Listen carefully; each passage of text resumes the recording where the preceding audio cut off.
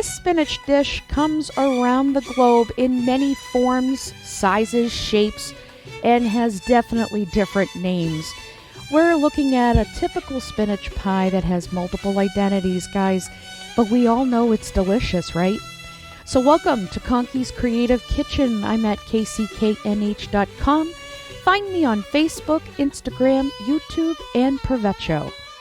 One of the best things about this dish is the fact that the mixture is a one-bowl approach. You get your phyllo dough, you get a mixture of olive oil, butter, and some seasonings. You get to play with whatever shape, size that you want to do, and you bake it off. We're going to do a Borek version here, which is one of my favorites to make. So right away into the bowl, you're going to work with some thawed spinach or some pre-cooked and chilled spinach. And you want to make sure the mixture is completely set up with all the cheeses that your heart desires, some garlic, some seasonings.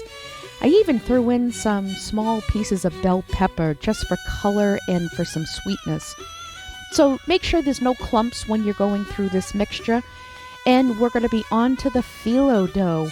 I like to set up my cutting board with a couple pieces of parchment. A couple sheets of phyllo dough will be laid out and lightly covered in an olive oil, butter, garlic mixture.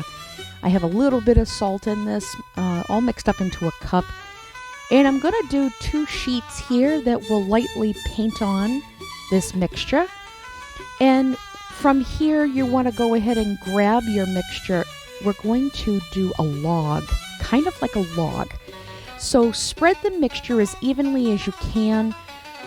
We want to make sure that we do have a little bit of room on the sides. We don't want to go edge to edge with this, because eventually with this Borek, we're going to roll this. So I'm just putting more filling here. I leave about an inch, give or take, on each side, just for allowing expansion during the cooking process. So once you have just enough filling, use the parchment paper as a way to help roll the phyllo dough. Now, yes, it is very delicate. It might start splitting a little bit, but that is okay. The parchment paper is a great way to get it started with the rolling process. And you just completely roll to the top, and you transfer that to a sheet pan that has parchment paper, and you can go ahead and repeat the process until you are completely done. So again, we're painting with our olive oil butter mixture. I've got fresh garlic in there.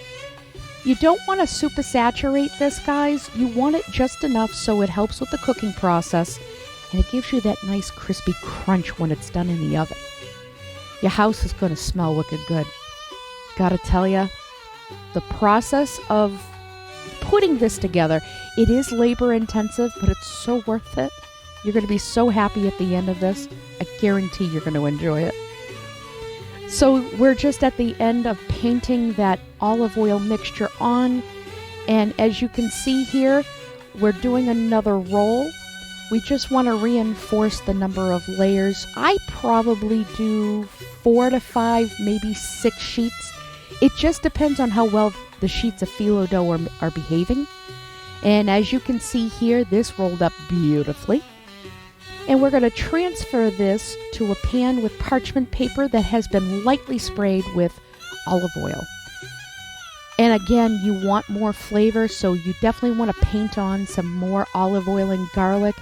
That's going to help enhance the nice browning that you'll get from baking this off.